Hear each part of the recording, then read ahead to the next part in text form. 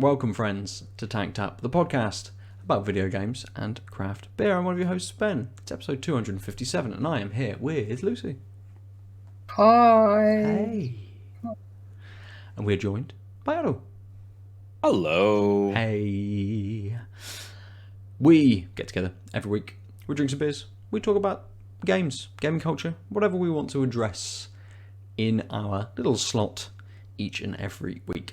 To start, I don't even know where I've put my beers. Oh, they're down there. Good. Lucy, let's kick off with you first. Are you drinking this week? You got some beers I am for tonight? indeed. Yeah, you can see a Duvel in behind me, but that's probably just going to be my...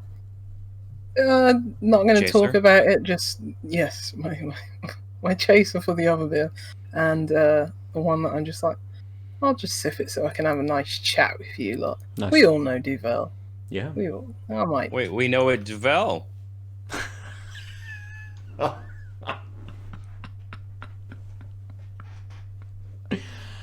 Oh, what a good start. Are you cracking that one first, Lucy? No, I'm leaving. Anyway, I'm going to bed. Oh, that's fair. No, I'm going to crack my other beer, which I've been waiting to have for the last few weeks. Last week I didn't have it because I forgot to put it in the fridge, so that was great. Mm-hmm. But this week I am having a beer from Moersleutel.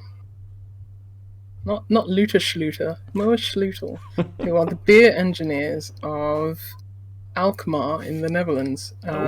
Alkmaar. This is... Have you ever been there, Aadil? I know you used to live over there. Didn't you ever go there? I haven't actually been to Alkmaar, but I know of it, yeah. Okay. Yeah, from the beer engineers. This is called a Smeerolie Mexicake. That's the name of the beer, which is... well, I'm guessing this is meant to say Imperial Mexican Cake Stout rather than Imperial Mexican. But with a C. 2 C's. Anyway, Imperial Mexican Cake Stout.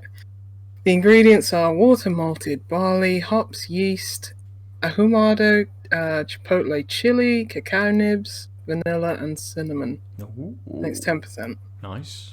But yeah, I really like the can art, like this Dios de los Muertos skull, this ornated skull, and it's got chilies on it. It's got their emblem, which is a little wrench. Oh yeah, if you lot can see. Yeah, really nice looking can. Good. Yeah, starting off with 10% stout. So this will be fun. That's nice. Solid. Aadil, what are you kicking off with? I am drinking this one. So slow day. I was in the park enjoying a socially distanced group of 5 last night, and by the last night I mean from 3:30 p.m. to about 11:30 p.m. Yeah, okay. That's not night.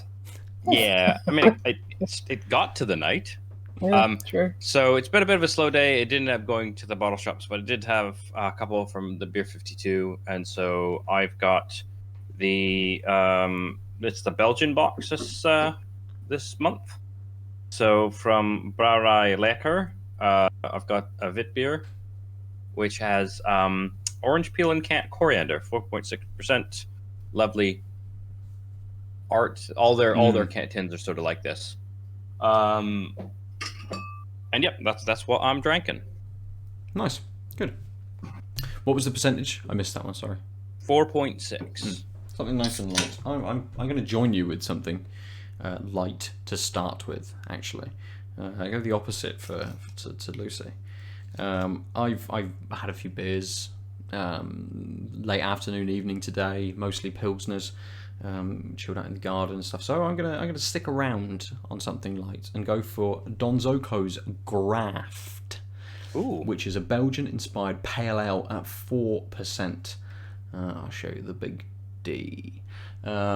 This light Belgian-inspired pale was brewed with a rustic malt bill of locally grown Northumbrian spelt and rye, then hit with a large dose of Amarillo and Mittelfrau hops, fermented with Beaujolais wine yeast for a mix of esters, giving way to a gentle acidity from a house culture and a strong bitterness to finish. It's a collaboration with independent small batch bakery Northern Rye, to be paired with one of their breads. Sure. Ideal for afternoons in the sun or with loads of cheese. Now the sun has gone, it's not quite the afternoon anymore, but I'm continuing that on. Yeah. So yeah, it's Nice. it's a big boy. It's a 500ml can. This was it's been knocking around for a while. It was brewed last year, so we'll see how it is now. You know, it's sort of 6 months on since it was brewed, but we'll see what it's like, and we'll come back to you, Lucy. Yeah. If that Donzoko is anything like their just their standard, it's a lager, isn't it? Just their base standard lager. The one with northern red- Hellers. Yeah, the Northern Hellers. Yeah. Mm. That's a cracking beer. So. Yeah. Right. The Imperial Mexicake. It's got a smell that I just can't place. I don't know if it's the chili. Maybe it is the chili, the chipotle. So just giving you something to throw you off. Yeah, because it's almost like cherry, almost like smell to it. But yeah, I think it's probably the chili that I'm smelling. Okay. Yeah, it smells like crisps. Slightly. Yeah, not getting much of the coffee. I'd say a little bit of chocolate on the aroma, but yeah, I think it's the chili that's coming through the most there. I suppose that's kind of what you want on the nose, isn't it? You want that bigger flavour to sort of to flow through on the nose, to perhaps be a little bit more subdued and balanced in the flavour. Yeah, and that chili really comes through in the taste as well. Mm-hmm. The thing is that I'm not sure if I'm a massive fan of like chipotle chilies, to be fair, and that's maybe what is a little bit of a downfall so far with this. I mean, you do have a reasonable amount of kind of chili styled beers. Yeah, but yeah, it's probably the chili, because it's like when I've had it with like ancho chilies and stuff like that. I think it may be the chili that's the drawback. Okay. Yeah, but I'll continue drinking it. Yeah. See if it develops a little more. Lets the other things kind of kick in. Yeah, I just think that chili's just too distracting for me. I think it's just more of a taste thing rather than it being overwhelmingly, just powered with chili. It's not like, it's going to blow your head off or anything like that, but I think I think it's probably just more of a personal thing than it being unbalanced. But yeah, even so, still, it's hard for me to say it's a decent beer because I just think I'm not a fan of chipotle chili. So, but it's got a nice bit of body to it. It's not too thick. It looks quite thick. It looks a bit like motor oil when you look at it, but it's probably a bit lighter than that. Even for 10%, it's not too heavy. Nice.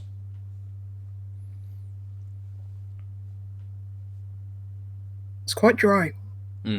Quite dry. I don't know if that's me not going for like a longer sip because I'm like, not a fan of the chili. It's just like, let me just sip this slowly, or if it is just like, this is very drying. Does the chili stick around with that drying? So it's overpowering. It's maybe the majority of the flavour that you're getting. Yeah. Does that last for a long time as well? Yeah, it's got a fair bit of bitterness to it as well. But yeah, you're definitely tasting that chili from the start all the way to the end. That is the overwhelming, like, front forward flavour throughout the whole taste. I think where a lot of I've had some like beers with chili that are just like, it's just chili. This is not that. This is far better balanced than that. But I think I prefer stouts where it's like the chili is just complementary. It's not okay. We put chili in this beer and we want you to know it. I prefer beers that it's just like this is, you know, we still got the dark roasted malts, we still got the nice chocolate, the nice coffee. I think this is more. We wanted to show you that it's got chili in it. Yeah. Without being too, as I say, too overwhelming, too spicy or anything like that. It's just, don't think I'm a massive fan of this type of chili, and I think they've leaned too heavy into that. But yeah, I'll see if the flavor profile,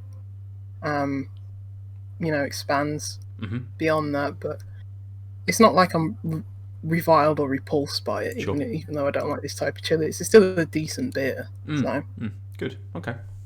hey, if you love Chipotle chilies, and go for it. Do you think it would sit better kind of at the end of the night as well? You know, after you've had a few beers, it's kind of more of a nightcap. Yeah, for sure. And this isn't going to be too heavy where it actually, just sits on your stomach all night or anything like that. So, yeah, I think it's a bit cold, so I'll let it warm up. See if maybe that chili taste might dissipate in the end. Who knows? So, I'll keep sipping on it and let you know. I might crack open that Duvel soon. Good. Aadil, how's the Witbier? You've turned your mic off. It's because I sneezed earlier and then just forgot to Understand. unmute it. I've been doing this for 257 odd episodes. Neat. Right, so it's good. Nose is kind of light. Definitely a Witbier. And I think there's a touch of the orange peel there, but it could just be because I recently read the tin. I'm just getting something. It reminds me of the. There's this. The first time I had a Witbier was or in Canada they called it a wheat beer. Was this Molson's faux craft line called Rickards and Rickards White. They came out. So they had Rickards Red, which was a red ale. Rickards White was a wheat beer, and you always got it served with a slice of orange in it. Right. And so the nose reminds me of that. The bit of orange within a wheat beer.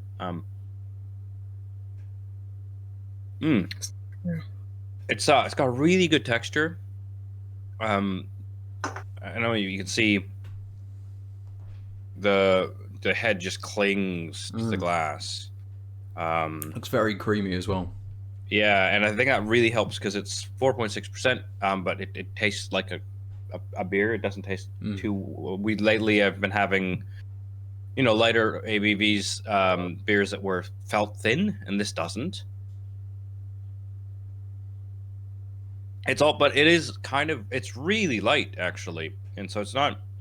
You usually get a bit of that tart in a Witbier, and it's just not there. That or tanginess, I guess. I don't know. Tarty or tangy. You know what I mean. And that's just not there. I'm definitely getting the orange peel from it though, especially on the finish, as that light Witbier taste fades. You're just like, yes, some orange. And I think the coriander is just adding a slight soapiness with the creaminess. Yeah. But honestly, sorry, I was going to say, is that to ill effect? Yeah, I think it's actually a good thing. I think it's Okay. bringing things together, which is why you don't really. If I didn't know there was coriander, it would take me a bit to notice that was there as Okay. well. It's quite light, and everything about this is like light in touch. So at 4.6% with a creamy, nice, good mouthfeel, but ultimately really quick taste and a light taste, I'm gonna smash this. This is my prediction. just gonna crank through it because I really like the taste. I like that creaminess, but as soon as it leaves your mouth, the creaminess is gone because it's mostly just the actual texture and the taste. There is, like I said, a bit of that wheatiness and that orange peel that lingers, but most of the taste is like in quaff, and then it leaves pretty quickly.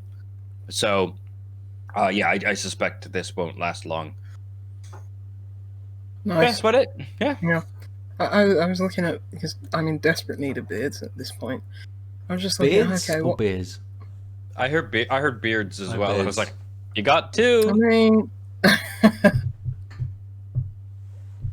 Oh no, she froze as well. She Still froze as well at cold the wrong point. It's like you've got two beards and she's just frozen. That's it, done. Just overloaded you. with beards. Yeah.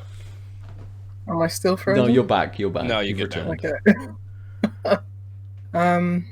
Yeah, I was thinking, okay, what kind of style do I want? I just haven't had any saisons and Witbiers in ages, and just want some more of those. So, yeah, I need some lambics as well. Oh, lambics. Oh, spring and lambics. Am I right, gamers? They all know. They all know exactly what you mean. Lucy, if you're in that mood, you wouldn't go wrong with trying to find this. What was it? Graft? Yeah, Graft yeah. from Big D? Donzoko. The Big D. It's good. It's very nice. It's very, very easy. Chuck him up there so you can see. It's very, very light in colour, like super, super straw. A little hazy, but not much. It's almost really sort of see-through. Had a lovely, very easy nose. A little bit of citrus on it, not much at all. Very, very light, but in the flavour, it's quite a big hit of flavour, which is great because it comes with this big sort of carbonation as well. So it's actually sort of, for a 4% beer, it kind of hits you with a bit more flavour than I sort of expected. But it's very easy. Instantly, you get that slightly peppery, slightly artificial banana flavour with it, with those different esters they've got in there coming through with the Belgian esters. And that peppery flavour lingers quite nicely. I could see this edging over into a bit more of a soapy flavour if that pepper wasn't quite so pronounced. If that was a little bit more dialed back, it would easily creep into a soapy sort of flavour, which isn't great. But you also get this lovely malt bill on it as well. It is very bready, as you would expect with it being in collaboration with an independent bakery, and them using some of the spelt and rye and things like that within this. It's when I say bready, it isn't that sort of sweet, kind of like white bread. It's a little bit more grainy, I suppose. It doesn't have that sort of sweet hit to it. So with that grainy kind of malt, that bready malt, combined with this nice peppery flavour and a little bit of citrus in there as well, it's crazy easy, and would be like a perfect first beer for the day. I had Great Heights from Pressure Drop earlier, which again is such an easy beer, and it is like, you know, easy first beer of the day. So I think my next one's going to be a bit bigger, probably match quite well with what I've had so far, but this is a really nice start. So like you, Aadil, it's going to go back very, very quickly just because it's so easy to drink. Yeah, I think mine's going to go back quite quickly as well, just because I want it over and done with. I'm just like, I always get in that kind of like, if I'm not enjoying a beer, I'm not going to throw it down the sink. Let me just smash it back and try and get, a little bit of a buzz off it, so I can at least do one thing. Oh, agreed. Yeah. Nice. Well, let's drink these beers then and launch into our topics for the episode. Aadil, we'll kick off with you because I think last week we didn't quite get around to what you were going to talk about.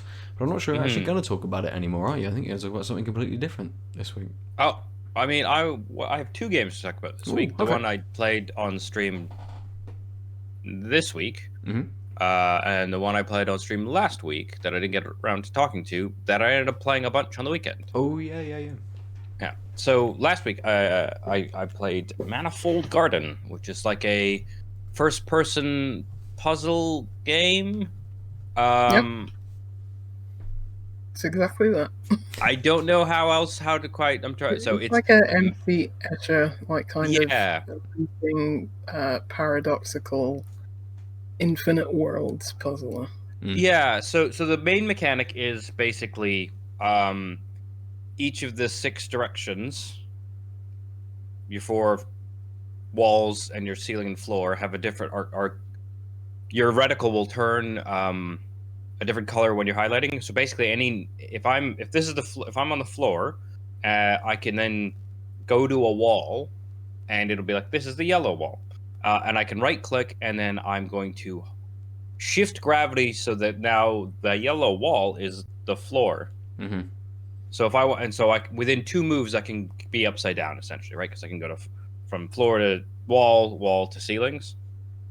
So that's the main puzzling mechanic, is navigating through around that way, and then you couple that with basically so this is how you can get the MC Escher stuff with stairways going in all kinds of directions, and you being able to just be like whoop, or like clicking on figuring out how to climb the stairs the right way, but also basically every level or area is a ad infinitum repetition of the same things, which means you can fall in any direction, because obviously think of it like, say we've got the building is like 3 cubes, one on top of each other. Well, then if you kept going down, like if you fell off the cubes, you would then see the same structure over and over and over until you landed back on the structure. If you switch gravity sort of on one of the walls and then fell off, so now it's 3 cubes side by side, right? If you fell off, you would then still repeat. So basically, it's that structure in all 6 directions at infinitum. So you can travel around and move via not just clinging to the walls and stuff, but also being like, oh, actually, I screwed up. I'll just jump, or I'll hit the wall and then jump, because then I can time my landing to be on a different part of the structure, or on and of course the levels aren't just like a couple cubes connected, they're like intricate things. Some are linked with like stairwells and stuff across to other structures, so you're kind of bouncing around and trying to navigate. And then you couple that with these cubes, which will be color coded, and those cubes only move when you're on. So say there's a yellow cube, I can only pick it up and move it around when the yellow plane is the yellow plane is where gravity is at right now. I can move it around, and then I can switch, and then it becomes basically just stuck wherever that is and however way. And then when I go back to yellow, gravity will re-kick in. So there's like puzzles about like stacking boxes on boxes, such that you can freeze them in the air, because like they're going to drop, but then you leave, and then you can move a box out from underneath, and now it's just a platform. And you're basically can unlock a lot of doors by putting boxes in the right gates. And then it gets real weird. It's about a 6-hour game, but I kind of want to talk about it in general. I think it's really cool. I think it's the right length. It's really mind-bendy in ways I haven't had in a long time. It reminded me a bit of Antechamber in the like you need to question your presuppositions, but Antechamber is about like these are the standard things in FPSs, and we're gonna make you have to figure out which one of them you are relying on that you shouldn't. And this is like really easy to understand the physics, and then it's just like, how bonkers can a puzzle be given that you can do all these things? And there's only a couple puzzles that are were real ball aches, but basically what happened was I was helping a friend out with a technical problem, so he screen shared, and the technical problem evaporated. It was the classic, you work in IT or you've done this before, can you take a look at this? And then as he's showing me, suddenly the process just works. It happens to me a bunch. People are like, and then I do this and it doesn't work. See? Oh, it worked. Thanks for your help. It's your magic. Yeah. You're the magi. You don't even need to be in the presence of the machine. All you've got to do is just have an eye on something related to it. It's done. Yeah. So anyway, so then we were just chatting away, and I was like, "Oh, I want to show you this game," because I liked it.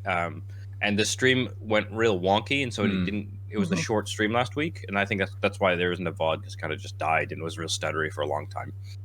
And then I was just showing him the couple puzzles I did, and then we kept going, and then it's like, it's been 5 hours, and it was like, what? Oh, I should eat, but also there can't be that much of game left. So it took us probably 6.5 hours, but there was one or two puzzles that were like, we like went in circles for a long time, couldn't figure it out.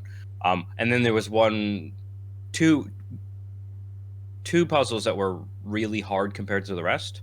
Obviously, I don't want to spoil anything, but basically it introduced a mechanic where there were very big gravity blocks and you had to move them around, but because of you moving them around meant finding places you could like find a surface, because you can't just click any direction. You have to find a surface in a neighboring plane to then switch gravity to, so that you are standing on it.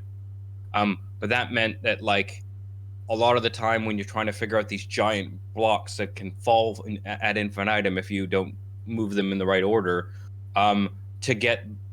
you're like, I think I need to move this one this way and then this one that way, but in order to move that, I can no longer see the results of my guesses, and it was just really frustrating, especially because, to be honest, like, I don't think you need to do this in one session. Like, Sure. Our brains were pretty fried by the time that difficulty level went up. And then another one, there was just a kind of bullshit mechanic that is easy to miss, that isn't, none of the rest of the game telegraphed that this could be how it worked, and it was a one-off. And I'll leave it at that, because I don't want to give away the shitty thing, because I think people should play it, and I want to know if they hate it, but I don't want them. But like, we just bashed our heads against that, and there were a couple spots where we legit like missed a staircase, and so it's like, I don't know how to do this. I don't know. It's like spun around for 20 minutes, and then it was like, oh, because basically after that really shitty thing, that again I think it isn't in the spirit of the game, and it just felt like how I hate these types of puzzle games.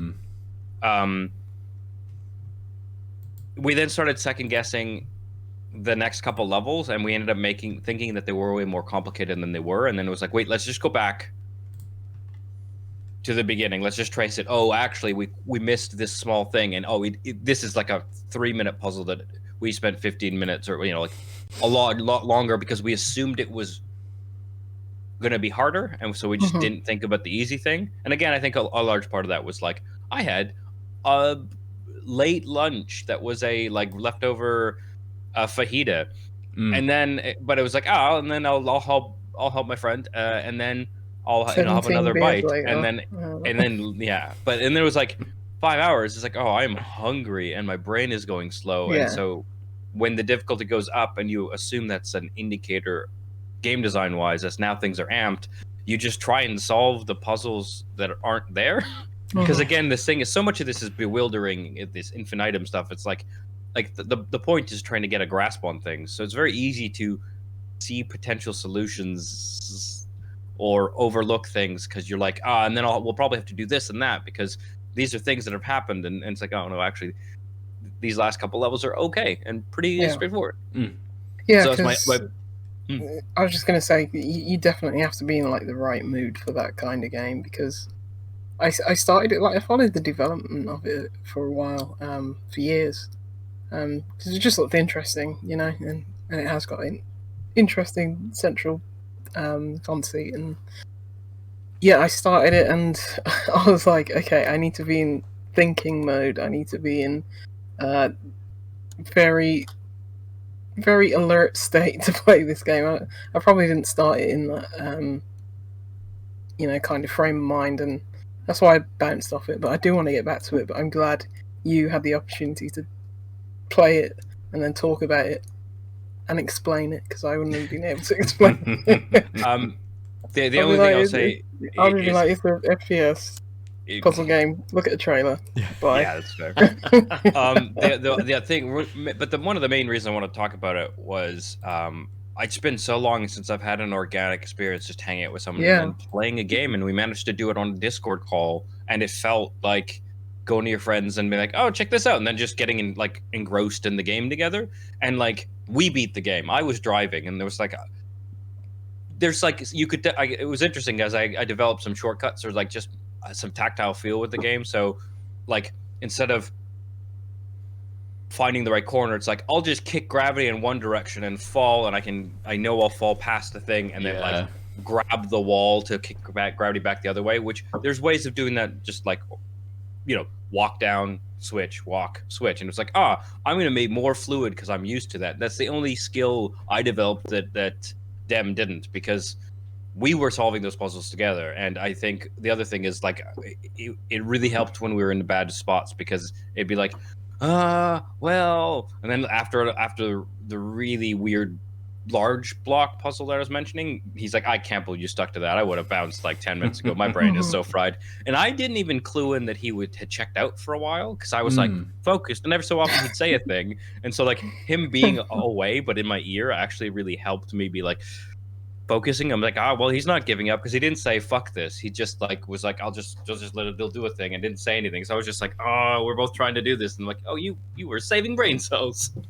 Well, some people like to be more of that passive, backseat. Yeah. Like, whereas I'm someone who very much just enjoys playing games on my own. It's like my own personal experience. I like that. I like the solo experience of it. Some people just really like being that navigator, like in a rally car. Whereas I'm just there. I kicked them out of the passenger seat a long time ago. As soon as I got over the starting line and just started careening around corners myself. You're playing double dash. You're like, I don't need Luigi on the back. You just, just kick him off. But yeah, I mean, I really like playing games with people. One of the reasons why I like streaming the way we do is because like I don't mind being in the back seat and hanging out, and I don't mind being in the front seat and hanging out. What I like is I like games, and I like, even if it's not a multiplayer experience, just doing it with people and friends. Yeah. Enjoy games the way you enjoy them. Yeah, absolutely.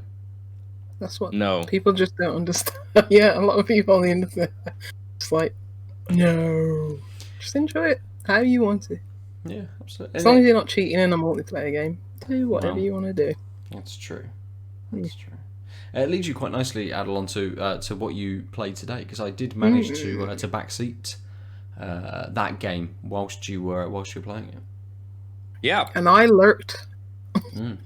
Oh, it was you. I was wondering who was around. I played farm game, Streets of Rage Seasons 4. Well, I can't. Story of Seasons. Let me get this right. Story of Seasons, Pioneers of Olive Town. Right? Yeah, that sounds right. Is this the good Story of Seasons or the bad one that I've been hearing about lately? Oh, no. I didn't know there were two. Or maybe it's there's two farm games that I've been knocking around recently. I don't know which is which. No, I don't know, because isn't there, like, Story of Seasons was Harvest Moon, or Story of Seasons was always Story of Seasons, and Harvest Moon came from Story of Seasons, and then they're two separate things now. I have no idea. No, I can't remember. I can't remember. It's got a 71% on Metacritic. Okay, so it's good. I think reviews which came out maybe the start of this week, end of last week, have all been quite good. A lot of people saying, if you game that I'm thinking of recently, because I don't know. No. I'm not on the farming game, sadly. Not on the circuit. It's very it's fair. It's very Stardew Valley, isn't it?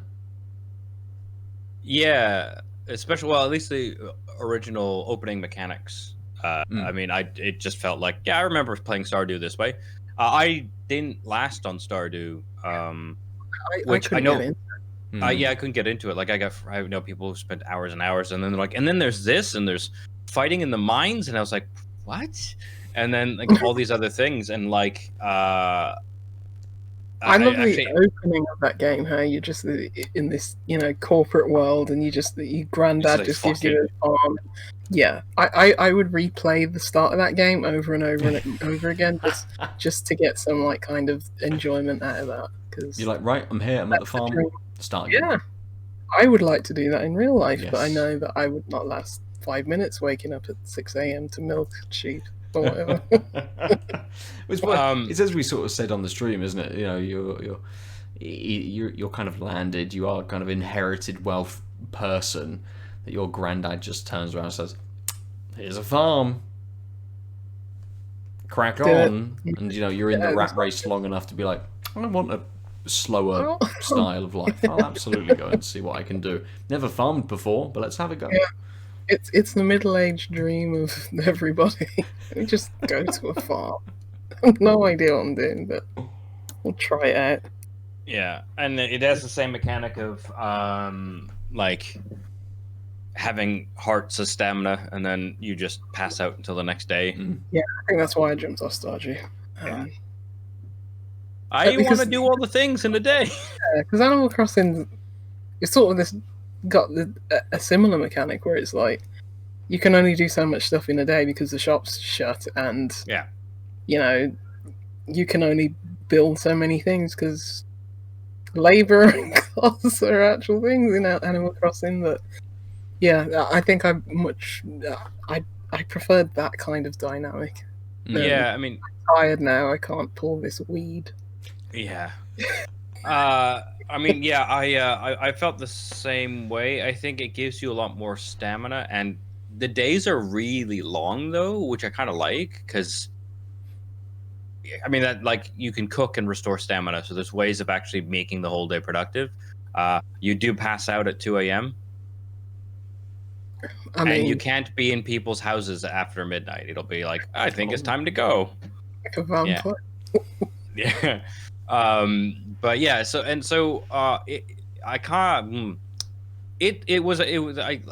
said this on stream as well. Like, one of the things that these games I don't like doing is growing shit. Like, I'm not a green thumb person. I like my plant there. Mhm. Mostly because I like a plant in the room, not because I'm watering it not long enough. Right, like it's just a thing I've never gotten into, and like I've lived with previous partners who got really into gardening and found it very fruitful. And like soul enriching, and I've always been like, I will help you with this because you need help with this thing, and garden is one of tasks, but I do not like thing. But do you think that's necessarily something that is like that has to translate from the real world? Because like, look how many people like hate even the thought of golf, but like love Mario Golf or something. Oh, like I mean, but it's Mario Golf. But yeah, I agree. I'm just saying. I said this on stream. It doesn't interest me, and I kind of conceptually think the problem is like, yes, okay, so I can grow some crops over the next 5 days and sell them to make the money to get the tools to go, I don't know, mining for a day.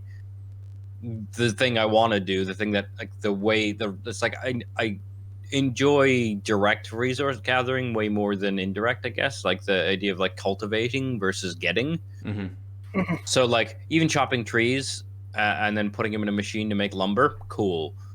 Going into the mines and smacking some rocks, cool. Watering a plant after hoeing the ground and then doing that again for 6 days, it doesn't work for me, and I don't know why. that's interesting. Yeah, it just seems like the same kind of loop. Yeah, again, it's just like I think it's the lack of immediate gains. Like I think it's the fact that it's this indirect. Like Or now, yeah, sprout bitch. exactly. I want to push a button, get an apple. What's wrong with that? Oh, it's interesting because there's lots of games which have kind of dealt with this like farming stuff. And I remember when I played Summer in Mara. I couldn't remember the name of that game. Yeah, that had a lot of farming stuff to it, but it gave you like little shortcuts. So you plant your seed, and it's like this will sprout in 5 days, and you can harvest it. But actually, if you water it, it will sprout in 4 days.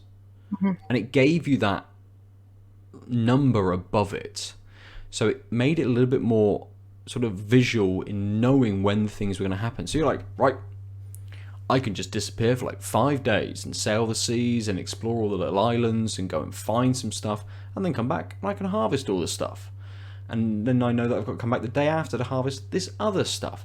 And rather than it being like I have to check in all the time to see what has grown, are these things on different timers? Like, do potatoes take longer than tomatoes or turnips or whatever?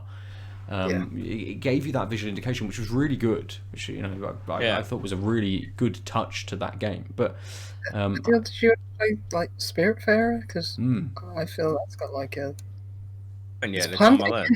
But maybe it's just how deep those mechanics are. Because when you say that you have to, very much tend to your crops and make sure that they're in the right soil or something like that. I could see why that's a bit. It's too much clay. Yeah. But if it's surface level, just like no digging. Yeah. Just throw an apple on the ground, apple core.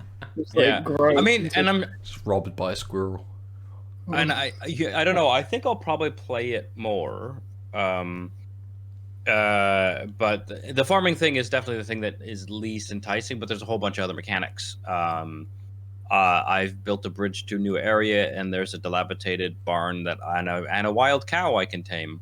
I also bought a kitty, and you can get Maine Coons. So I got Dodo. Oh, he's not here. I don't know. Because that's Dorian's nickname. Sorry? Those last 6 words? I don't know what you just said. Dorian's no, I know Dorian is a Maine Coon, and so in the game you can get literally a Maine Coon cat, which is one of the larger, fluffier cats. Okay. Yeah. All cat names, okay. Cat breeds. Yeah. Got it. But you did, you did like a lot of fishing and stuff like that as well, didn't you? See, and that's the thing. I like fishing in games, and I like the different ways fishing is done in video games, and I liked figuring that one out, and it's very simple but satisfying. Again, I do a thing, I do a bit of struggle, and then I get a thing. And I'm like, a sardine. I'll put it in the museum, or I'll sell it. I don't have to put it in a pot and then feed it for 5 days before it gives me baby sardines that I can do something with. I mean, you'd have to probably do that if you wanted, the sardine farm. I mean, now that you say that, I actually would try and like a fish farming simulator where you run a fish farm. Game, yeah. There's a mega aquarium. Look into that. You might like that. I don't know whether that was a fish farming game. I don't know whether they bred. Yeah, probably not. You shouldn't feed fish bread. I think they may have, actually. I don't know. I didn't play enough of it, which I lament to this day. It was a fun game. Mega Chrome was a really good game. Just Yeah, so the thing that makes this game, the thing that I'm interested in is it does have Animal Crossing type share invite people over, but the town seems generic like Stardew. It's just like a bunch of buildings. And so it turns out you pick a path. The mayor's like, we need to improve tourism. What do you think we should do? And it's like, advertise on television, get more tech in the town, or people like a break from the rat race. And so that's the one I picked. And then now I played a bit since the stream, and they've improved the road. It's basically gentrification the game. It's There's gonna be like hippies with their tote bags there like tomorrow. No. Oh yeah, white people dreadlocks. There was a lot of chat around Animal Crossing, wasn't there, about like the economy and the whole idea of selling turnips and all of that sort of stuff.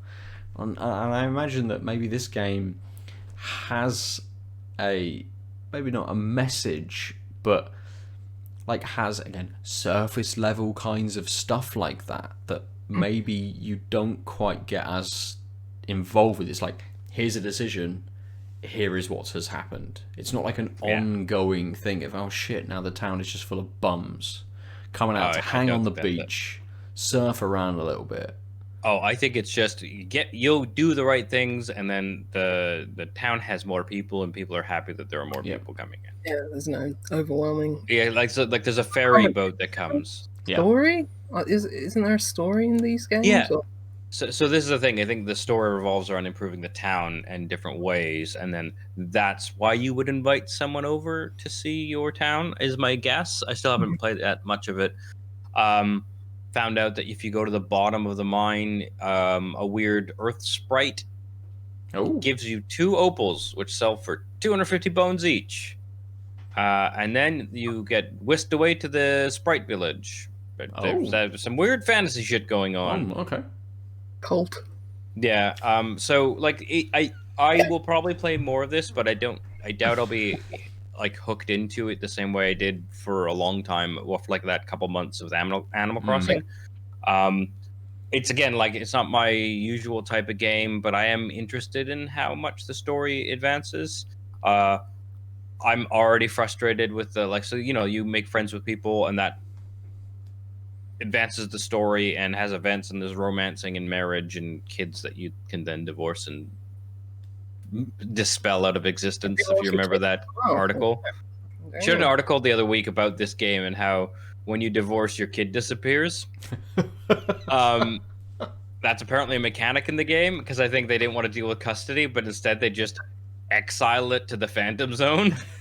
lives with the sprites. Yeah, that's all of the divorced kids. They just live with all. Yeah. They just become sprites.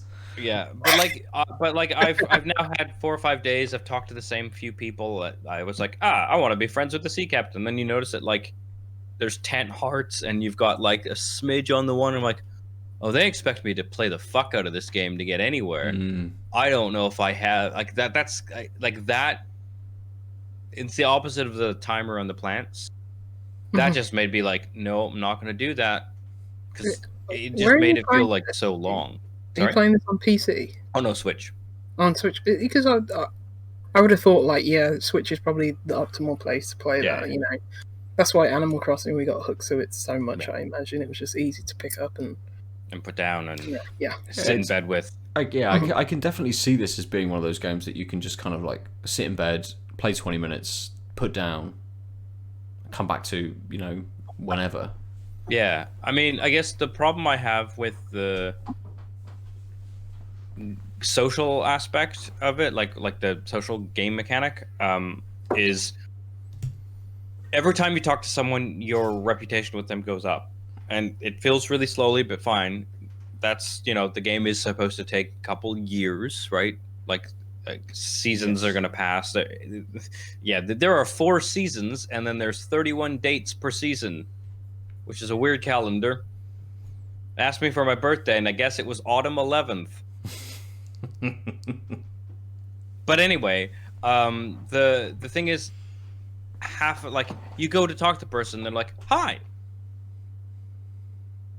And the little thing goes off, and you're like, I guess I'm done talking to you for the day. I could ask again, you might say something different. But for the mechanic to work, I just go to these, I just talk to them, and there's not a strong writing. There's I don't feel like I'm developing a rapport. They're just saying random things. It feels very much like a JRPG on the non-important NPCs that just have some stock line. Like, the village is cold in the winter. Yeah, that's like Animal. The village is cold in the winter. Yeah. And it's like, well, I don't want to grind conversations that aren't real conversations just to maybe hit a cutscene with this person. I don't even know what will happen as I fill the hearts. I assume something along those lines, right? But it's just like, I shouldn't have to have a bunch of fake, grindy one-liners to get to an actual interaction. Like, that seems really bad and boring. I guess, like, gamey-wise, it would be like heart number 1, you can now give them a gift. Heart number 2, you can now stay in their house past midnight or whatever. Heart number 3, you might get a discount in whatever they do. No, that's like heart number 10, right? I don't know. In The Sims, you can pretty much grind that relationship out until woohoo in like 20 minutes.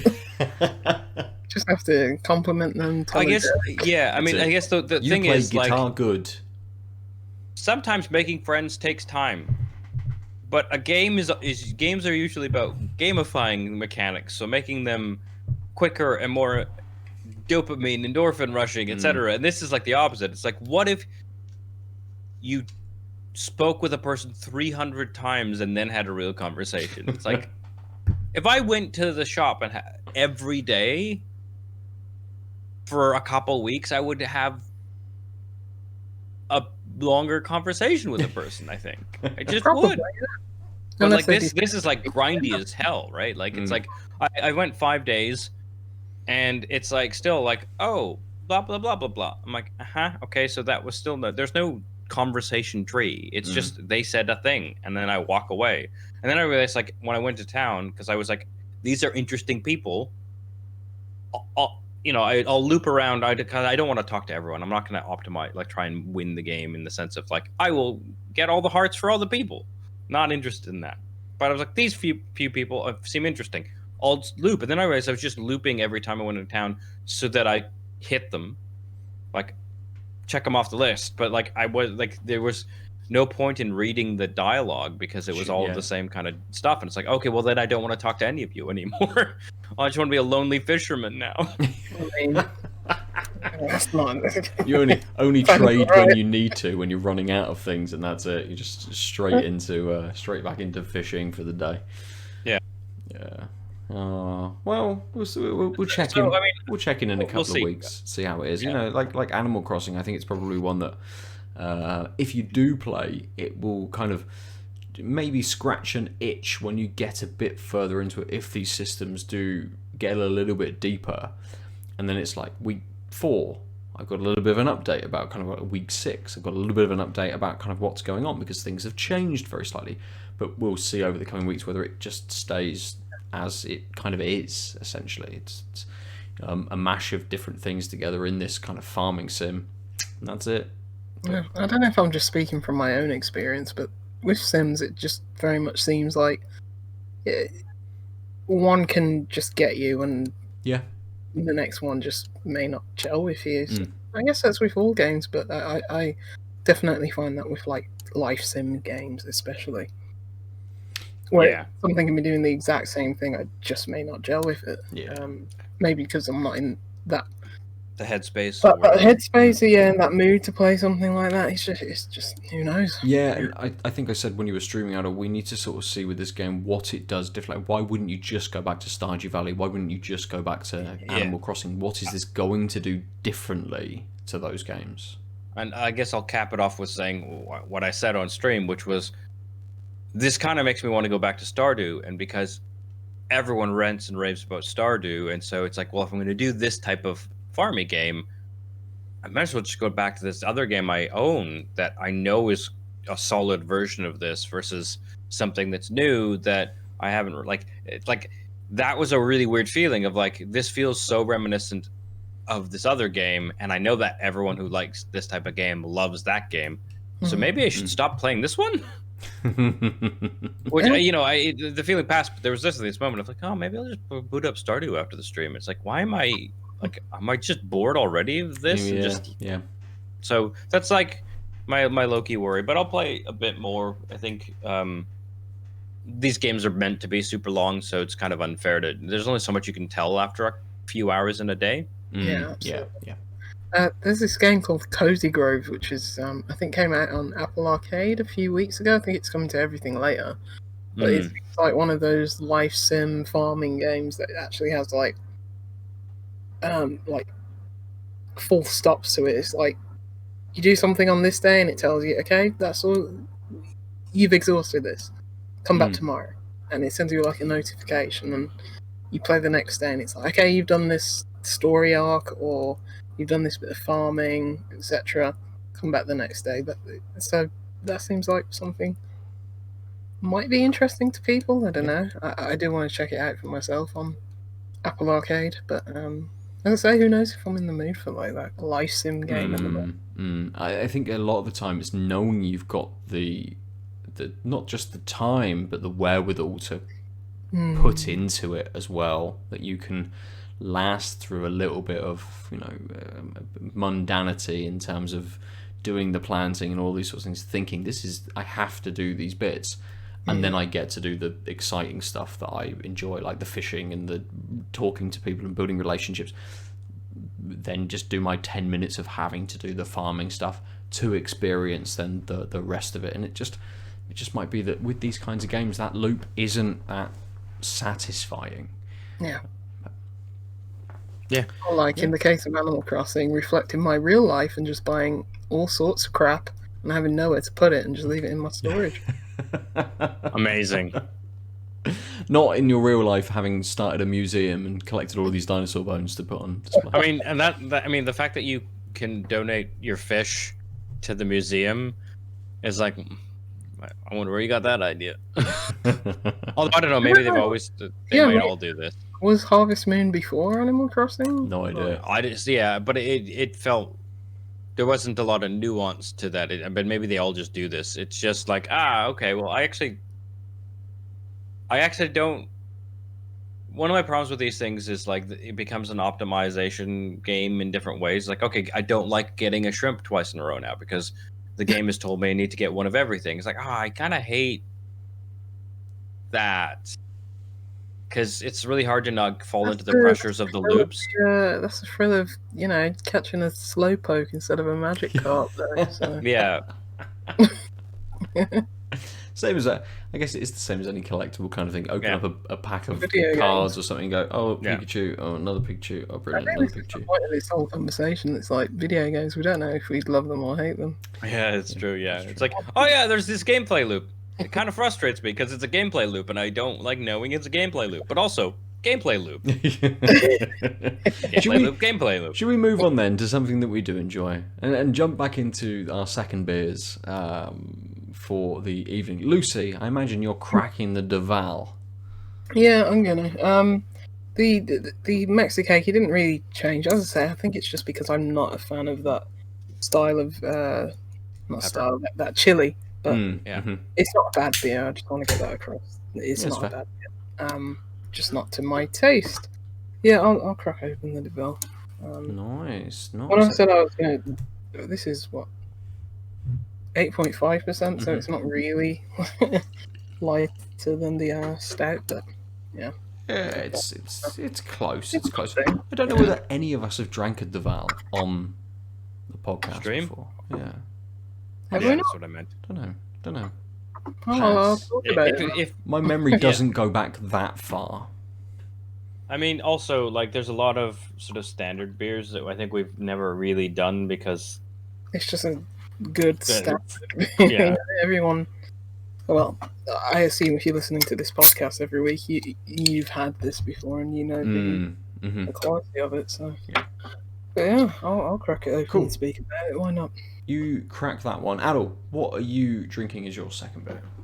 I'm drinking from Avaans, the Quebec IPA. It's a dry hopped with Azaka, Galaxy, and Sabro from the Brouwerij in Belgium, and it is a 5.5% IPA.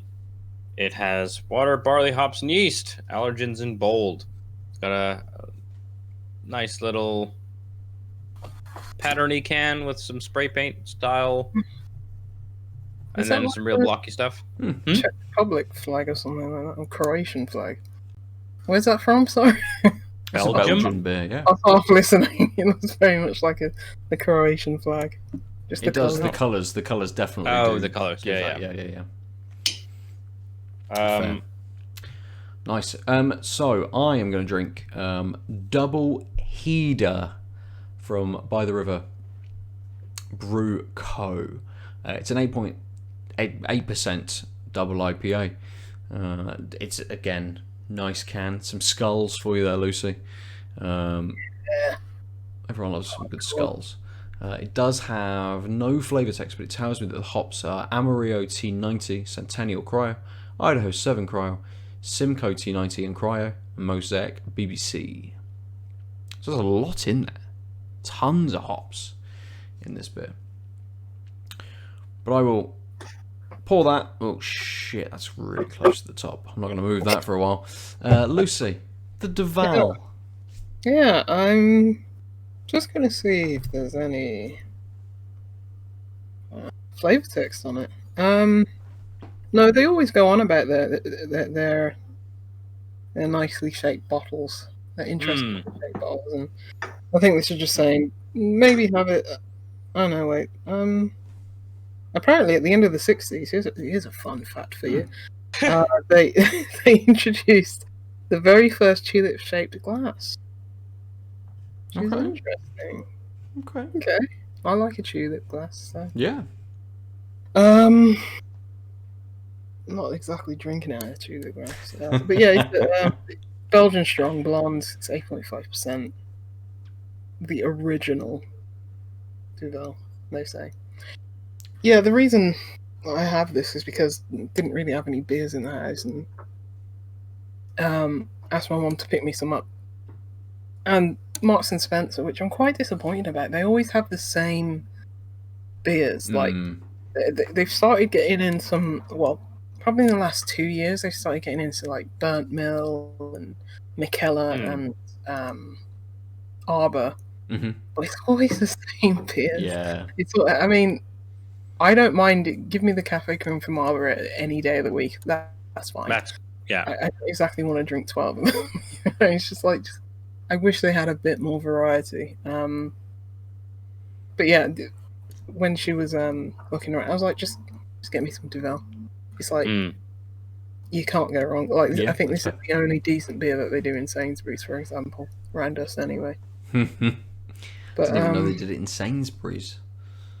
I know they do it in Sainsbury's because whenever she goes to Sainsbury's, she's like, "You want anything?" Just like, just pick me up Duvel because that's all they have. It's either that or Brewdog. But yeah, this is just you can't go wrong. This is very much it's never going to change. You always know what you're going to get. The quality is always there. Yeah, the smell, it's just got that lovely, like, Belgian yeasty, like, kind of malty, estery aroma to it. It just smells gorgeous. Good. I mean, always they are very carbonated, so it's like always pulls it from my head. But hey, they like that on the continent. They do. Yeah, they absolutely do. They definitely do. Yeah. You're drinking it in the old delirium glass as well. Yeah, topical. You've had a few Belgian. What's going on with Belgian tonight? We've all sort of dabbled in it this evening. I mean, reliable, best beers in the world. But yeah. Just it's been sitting. You don't want to drink this straight out of the fridge. It's been sitting about an hour now, so it's just so easy because sometimes when you crack it straight open, you can taste that 8.5%, but right now it's been sitting and it's just so easy. It doesn't taste. It's got a little bit of that alcohol and you do feel that warming, but not to the point where you'd think, oh yeah, this is the 8.5% beer. But it's got that creaminess. It's got a bit of body to it. Nice bit of bitterness, citrus, crisp, hoppy. I love Duvel. Nice. Good. Well, enjoy it. Sit, cherish it. Take it slow or fast as much as you want. And I don't think I can because I just love this beer. Yeah. Well, it's all right. When we've talked about our beers, I'll make you talk about some games next. So take it a little slower. But Aadil, what was the one you had? Avaans? The Avaans is the brewery. And it's the Kveik IPA. Kveik? I can't remember. My boy. Kviki. Can't remember. Kviki. That one. Yeah. It's very, very pale. It is. Oh, that dry hopping. Or those hops. So it's actually, again, really delicate on the nose. A slight bit of floral and sweet citrus. But it doesn't look it, but it's a little more carbonated, less creamy than the last one. Still quite thin. It's 5.5%, but it just clings to your tongue in a really satisfying way. What is that? Finish is a bit dry. A little bitter rather, but wet on the mouthfeel, which means you don't have to go back, but I will.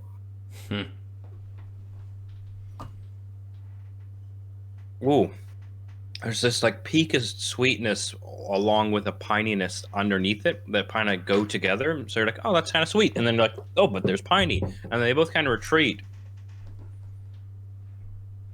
leaving this low level mandarin and tartness lingering. Hmm. This is very, very tasty. There's a lot going on in a way that's very well melded.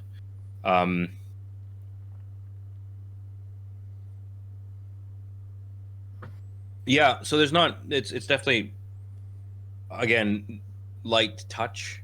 This isn't a boisterous IPA. This is very satisfying though.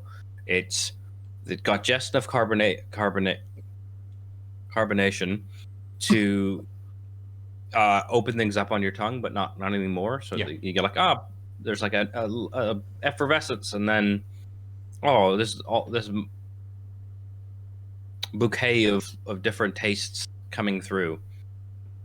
Not easily picking out different ones. I don't think I'm giving a good mental picture of what those tastes are, but this is just a very solid beer. The 3 hops, right? Is that Ozaka, Galaxy, and Sabro are all working well together. Again, if this was earlier today, I would have wanted 4 or 5 of them because it was nice and sunny. Yeah. Nice.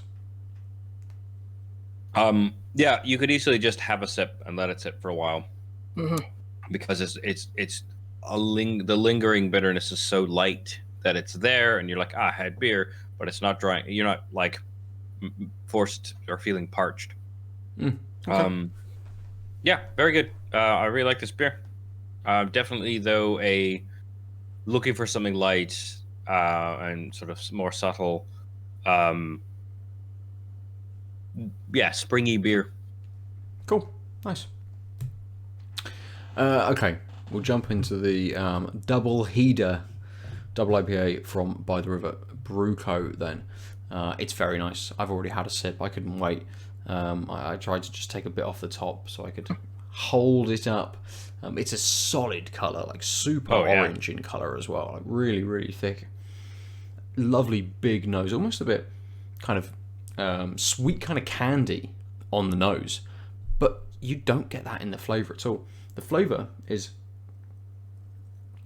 lots and lots and lots of fruit.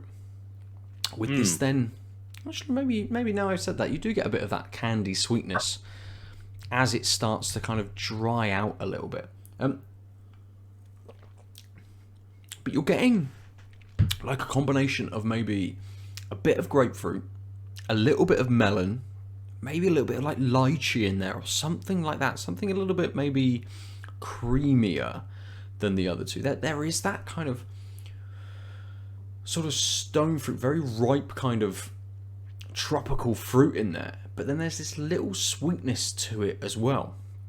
That does get a little bit, not acidic, but like a little bit creamy, a little bit sort of on that spectrum, that it almost feels kind of slightly souring. And I don't mean that in a like a fizzy sort of tart way as you would expect from a sour beer, but it just the fruits in them just kind of isn't quite stewed. It just got that little hint of sourness to them in there. It doesn't have a big finish on. It doesn't have a bitterness to it really. It just kind of lingers on those fruits and that stewed kind of finish. So I mean, it's nice. Like, it's very oddly very easy. And I feel it should be, or at least it presents itself to kind of be a little bit more harsh. But it feels a bit more bigger than it is, perhaps.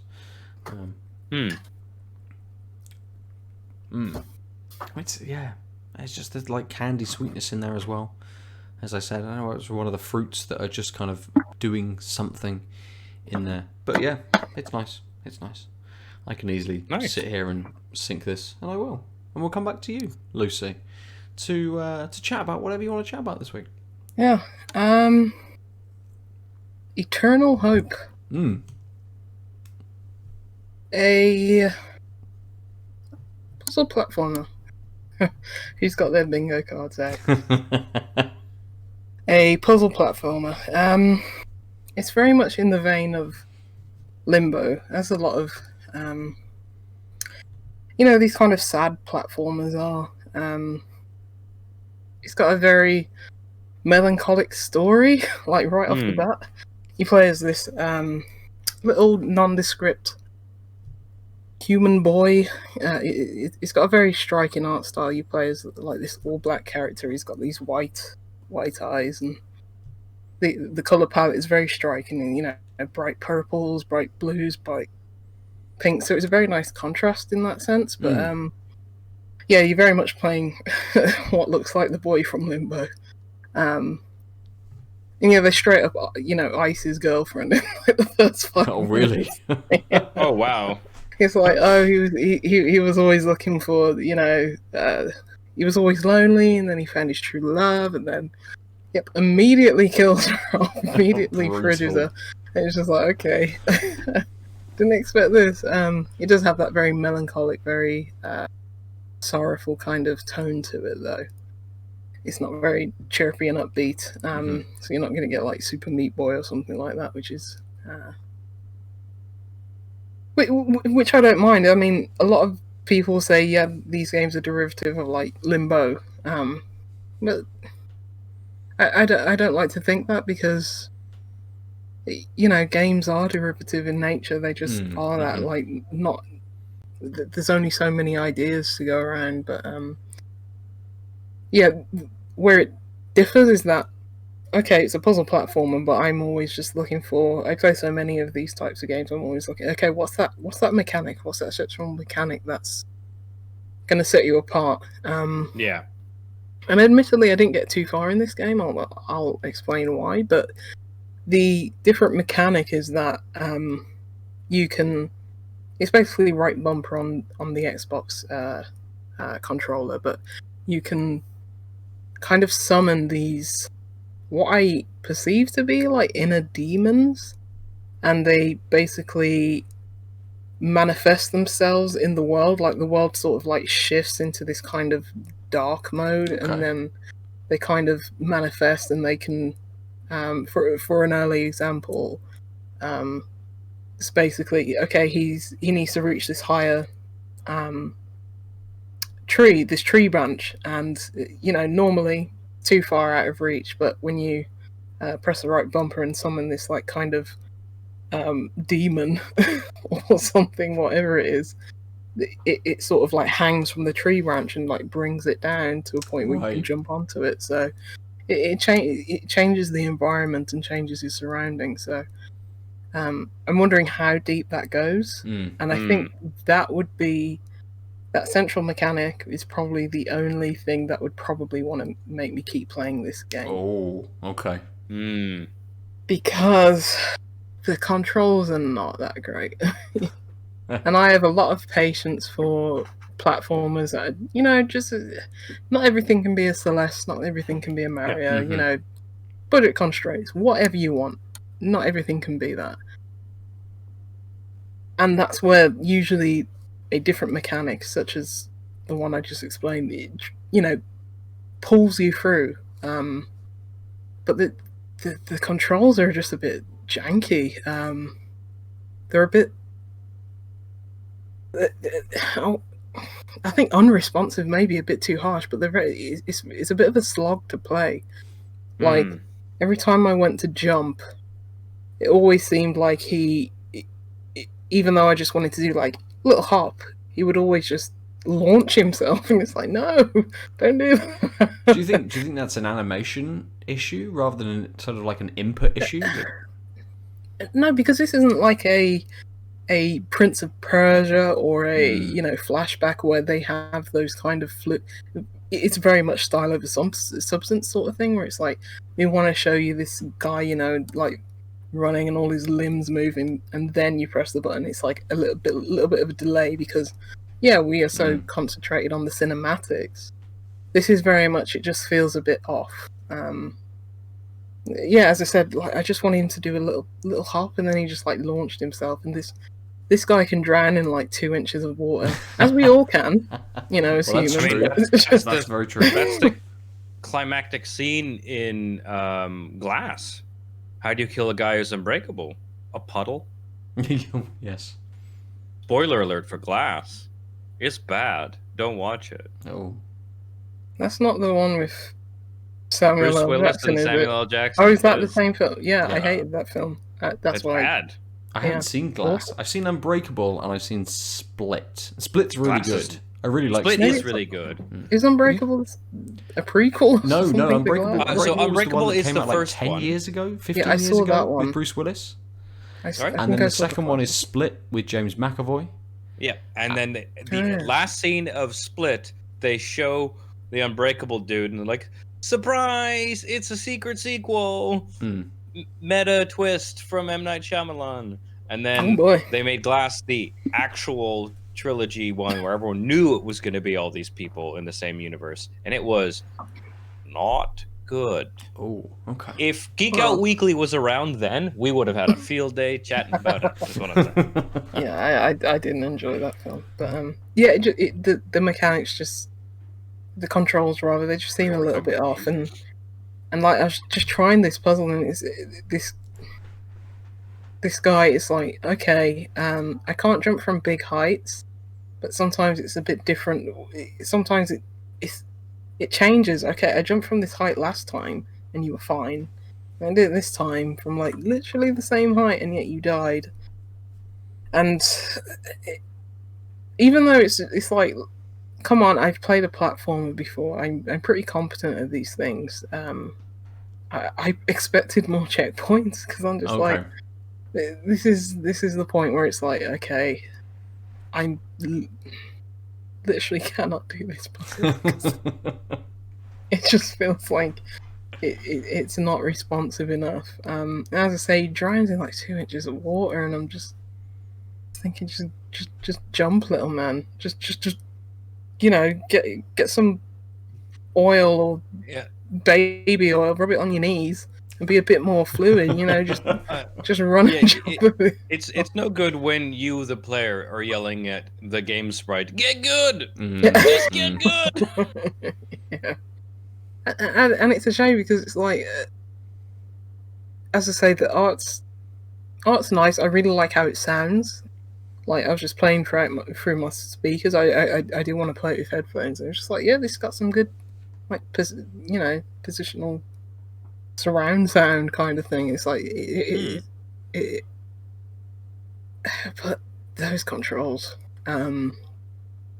not fun. Those controls are not fun, and I don't think if it's doing enough in terms of being, an interesting one of these games for me to keep going. And it's just a bummer because, yeah. as I said, I put up with some really janky ass platformers just because I'm just like, okay, I can blast through this in a couple hours, and I think it doesn't help that at the same time I'm still playing through Journey of the Broken Soul.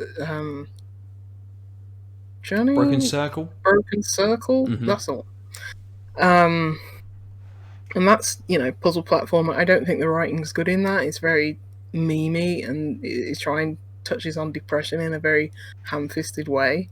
So the story isn't great in that, but it's got much better fluid controls, better checkpointing, and it's a bit more colourful. It's less sad. Maybe that's just something to do with me and the mood I'm in. Yeah. But yeah, it's. I'll try and go back to it, but I'm not enjoying it at the moment. It doesn't sound like you have no. an eternity of hope. Yeah, no, I don't, and I do genuinely want to see where that central mechanic goes. I want to see how they use that kind of world shifting thing, because that's always cool in platformers. Absolutely. To see how that changes things and how that develops and evolves, but it just feels a bit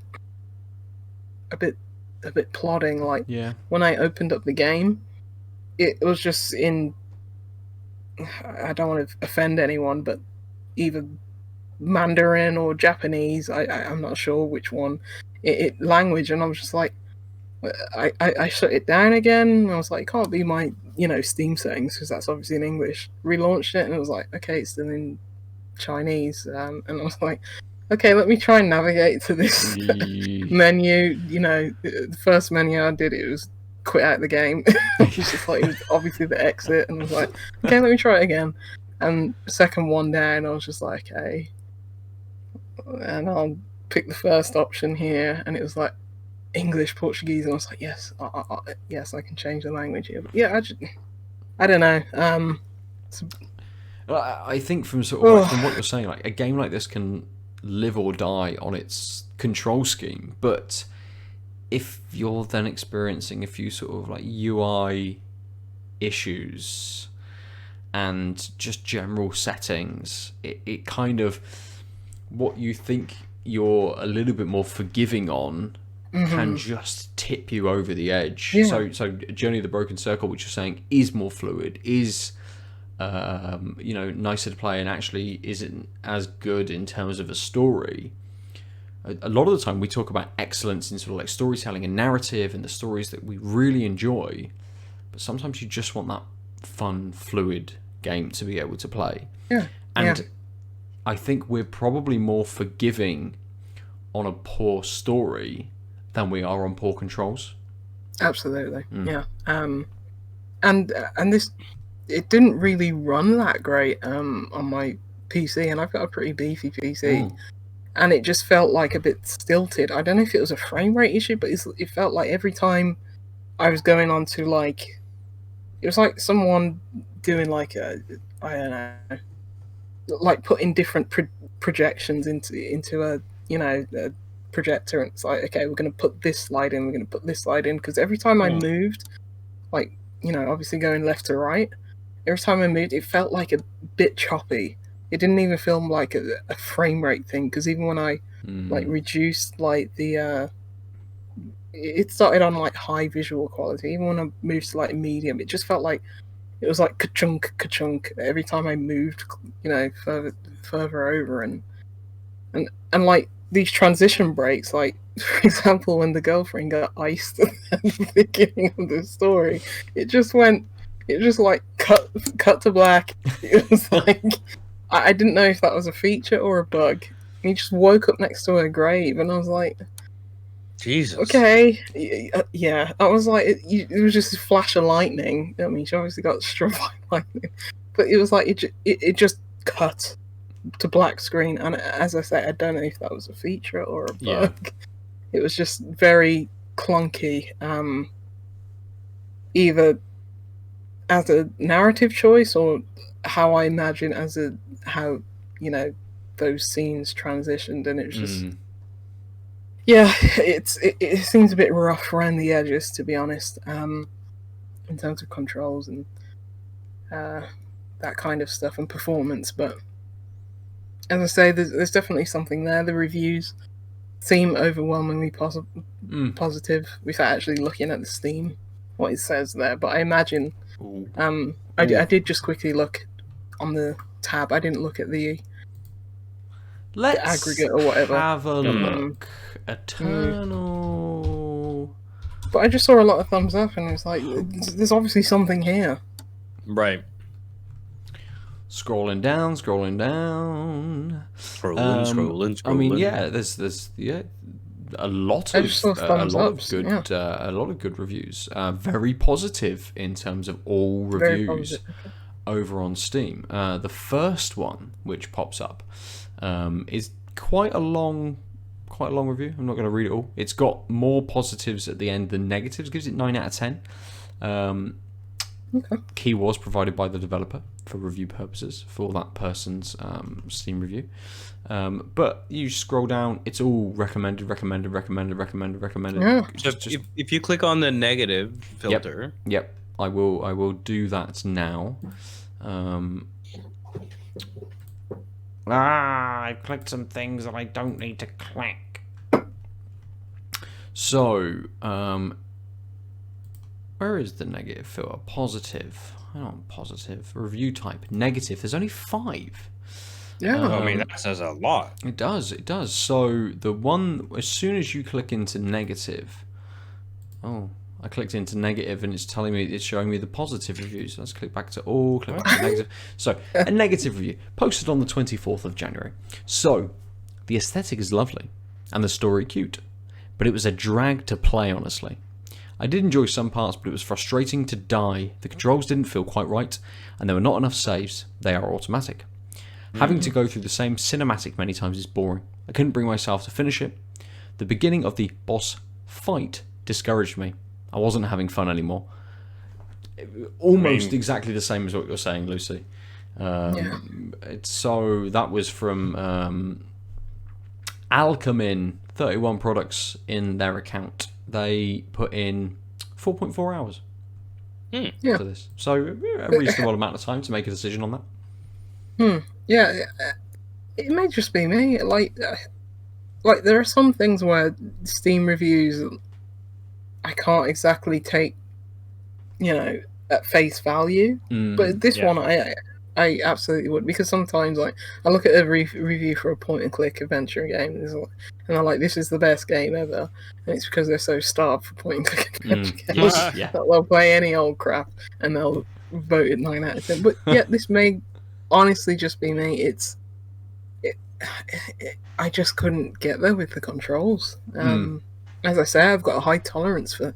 I've played some crappy platformers over the years, and I feel like I have a high tolerance for that. But just this, I was just like, I can't do it. I can't do it. I can't. It's too much. It's too much on my soul. Yeah. But that may just be the mood that I'm in. There's a reason I've been going back to play flipping Castlevania Harmony of Dissonance, because I just can't be bothered to play anything else. I mean, that's fair. You're on 1-2 Castlevania games a year at the moment? It's just not enough. It's not enough to go around. It's like there's another Bloodstained coming out. You're fine. Oh You're God, right. I hope so. That better come soon, because I'm running out of my stash. I mean, autumn maybe next year, maybe. God, yeah, just look into my veins. Yeah. We'll see. My castle veins. Hey. Yeah, I don't see myself playing that many games in the next coming weeks, because I can't be arsed with them. That's fair. I've exhausted the virtual console. I try going back to what's it called? Best game of all time. Link to the Past. I don't know if I gel with it. Like, this is like the third time of me trying to play it, and I understand why it's so lauded, and someone said to me that's the best game of all time. Like, you're absolutely right. But it's just not your best game of all time. Yeah. I don't know why though. That's super interesting. I might go back to it. I was thinking about it. I was talking with a friend yesterday, and he got a Switch during lockdown one. And we were just talking about games, and I was like, I can lend you Link's Awakening if you want. He's like, I don't know. I've been meaning to go to Link, because he's paying for Nintendo Online. He's like, I've been meaning to do Link to the Past. I'm like, oh, you should do that before you talk to me then. And then I was like, I should go back to that. I haven't played it in ages. The last time I thought about playing it was when my roommate at the time was doing a lot of randomizer runs. Yeah, those are super interesting. I love watching I love watching people play Link to the Past more than I like to play it myself. That's interesting. I mean, yeah, I think it's a phenomenal game. Yeah, I just don't. I think maybe the amount of time that there's been, because what did it come out in, like 1992? Which is crazy for me to say, because I can still play Super Metroid, and that came out in 94. Yeah, it's the best thing ever. But some games you just don't click with. Absolutely. I don't know what it is though. I'm gonna try and keep going. I think I'm like, life is too short to bash your head against the same game, being like, I should do this because I feel like. I feel like this is the. I agree, but I just think something may click for me one day with it, because I've never got too far in it. So, and I'm on that virtual console trip, and I've run out of every other game. Well, if a game I think you would both click with would be what I've been playing for the past few days. which is called Dorfromantik. One word, Dorfromantik. Dorfromantik, which is from Tucana Interactive. So they kindly provided me with a code. The game is in. Oh my early god, there's access. hexagons. Yep. The game is in early access, so I'm kind of going to just give initial impressions about it. I probably put 4 or 5 hours into it, something like that so far. But it's not quite a city builder. It's not quite a puzzle game. It sits sort of somewhere in the middle. You played a game, Aadil, which is very, very similar, in which you are placing, or at least in Dorfromantik, you're placing hex tiles down. Yeah. I think the game you played, you unlocked kind of tiles, and it gave you basically different things to got do. resources to explore in a different area. It was Yes, Hexia yes. was the game. Yes. So with Dorfromantik, you have like a stack of different hex kind of landscapes. So on this 6-sided kind of piece, you might have various different things. So you might have a farm, you might have a forest, you might have a town, you might have a river, a train, and you have to place them on your map. You can only ever place next to a piece you've already placed. So you start off with a central hex, and you can go on one of the 6 things and build out from there. And what you're trying to do is link these different areas. So you want to link all of these forests up. You want to link your farms up. You want to link your housing, your towns up. But what the game does is it only gives you a certain amount of tiles to play through. And it's kind of like a high score chasing kind of game. Oh, so you have to keep placing tiles. You want to do this. And to get more tiles, you occasionally get some tiles come with a number signifier. So it might be a bunch of houses, and it will say the number 23 on top of it. And what it wants you to do is link 23 sides of these hexes, all with houses. Or with forests. Oh, Ticket to Ride, kind of? Say that again. Have you played the board game Ticket to Ride? No, I haven't, but it is very similar. Yeah. Go on with the train. Yeah, and like the longest line, and like having to do specific routes to get the large. It's similar. So yeah, from what I know about that game, yeah, it's similar. Sorry, Lucy, I spoke over you. No. I was just saying, I like that game. I like Ticket to Ride. Yeah. It mixes it up a little bit by it being, different areas, different sort of things that you can kind of link together. And you get forests, and they're like link 230 sides kind of together and things. So you are kind of like puzzling through these certain things by going, right, I want a town over here which is roughly 10 sides, because I know that at the point of the game I'm going to get something that says link 20 odd sides, and I can link that straight away, and it will then say link 12 sides to it, or another 10 sides, and you can build off of that. And I've got that going over here. I've maybe got a forest going over here, and I've got a farm going kind of down here, and some water somewhere. And it plays it in a way that occasionally you'll get a tile, and you're like, I've built this massive town out of all of these sides, and actually I've already got like 30 sides which have towns on, all linked together over here, but this one actually only wants me to get 12. So now I've got to start a completely new town, or link it to different houses that I've got somewhere else, and make like a new little pocket of this type of thing that it wants me to sort of link together. And it kind of feels clever in a way that you cannot just build like mega town or mega forest or mega farm. You kind of have to piece together these certain things.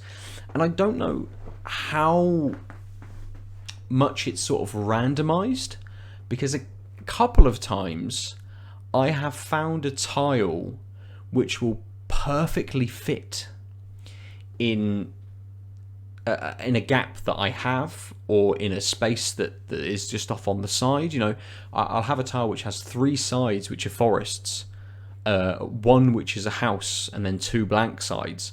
And actually the way I have built it, I have one empty tile sat like right in the middle of my map or something where this will perfectly fit. But if I'm not taking my town in, if I'm not taking the landscape in on every tile, I might just be like, oh, okay, well, I need to add forest up here, so I will just add it to these forests, because that's another 3 to check off to the forest, which means if I get to 0 and I do that I get more tiles, so I can then add more. I can chase that high score constantly. And the game's in early access, and I haven't quite broken 10,000 score. But I'm like 25,000 on the leaderboard. So some people have put in some, reasonable numbers in this game. I mean, the fact that early access it has 25,000 people. I mean, I don't know whether it's 25,000 people versus 25,000 runs. Yes. It could be 10 people who have played it 2,500 times. It could be that sort of thing, and it's adding up every single run. But there's about 25,000 better than I have done so far. Yeah. I mean, can't all be top of the leaderboard. No, I know, it's true. Says Lucy, who has literally been on top of leaderboards before. Hitman. I don't know what else. That's the one I was thinking of. Yeah. I mean, it would be nice. AAA title that you were top of the world leaderboards multiple times. Yep. Yeah, but that's because I'm a lunatic. But you're also good. All I'm saying is you're good at game. You are good at game. That's absolutely true. Okay. We're literally talking about how there was a metric to discover who is the best at game. You can't now pretend like you weren't good at game. Best or first? Probably best, but there you go. Yeah. Don't they correlate? Who was like, what? Doesn't best and first correlate quite closely? Yeah, but he's like the first person to play that. She means first as in temporally rather than first as in top of the ordering. Yeah. Else has ever played. Sure, yeah. It's okay, but yeah, I don't know. I mean, anyway, I'm okay. I get by. Good. I will never tire of your self-effacement about how good you are at some games. I know I could definitely be the best. I just don't care. Whatever. I mean, that's very fair. I could get a free chair from Square Enix for being the best Hitman player, but I got crap to do. Yeah, busy life. I gotta live my life. Can you get me a free chair from Square Enix? Why not? Because this chair is awful, and my back is in way worse shape because of a year of only using this chair. Can you imagine?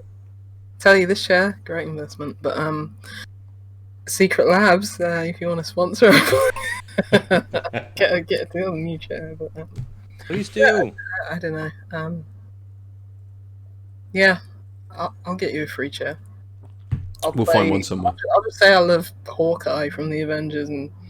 Just say, just before it gets like shut before Anthem, I'll go hard on that. I'll be like, excitement. It's like Avengers best game ever. Yeah, get all the Squeenix money. Brought my PlayStation back so I can play that exclusive Spider-Man.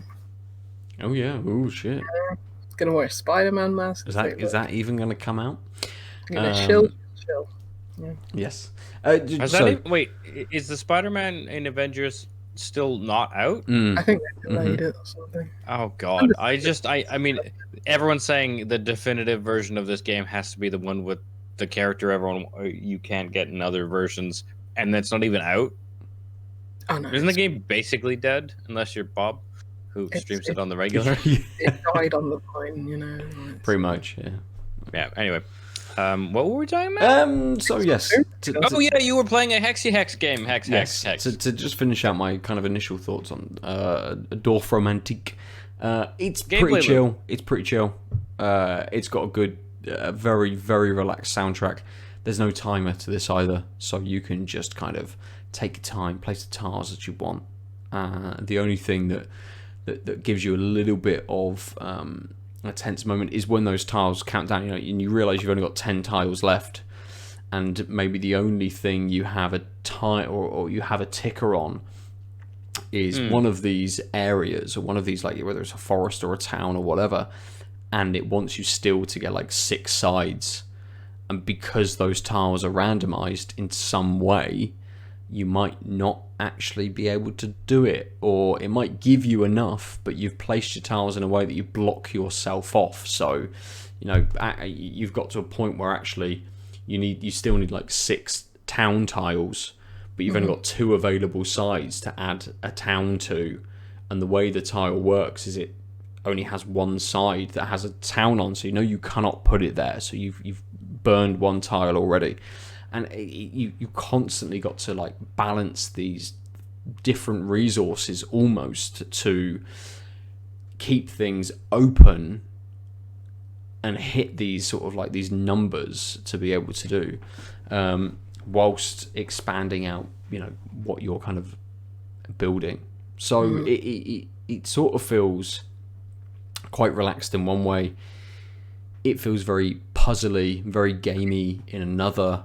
If you're chasing that high score, you could just like burn through things constantly and just be like, right, try and just build this up as much as possible with all of these things, get all of these numbers like churning over and stuff. So it's fun. It's fun.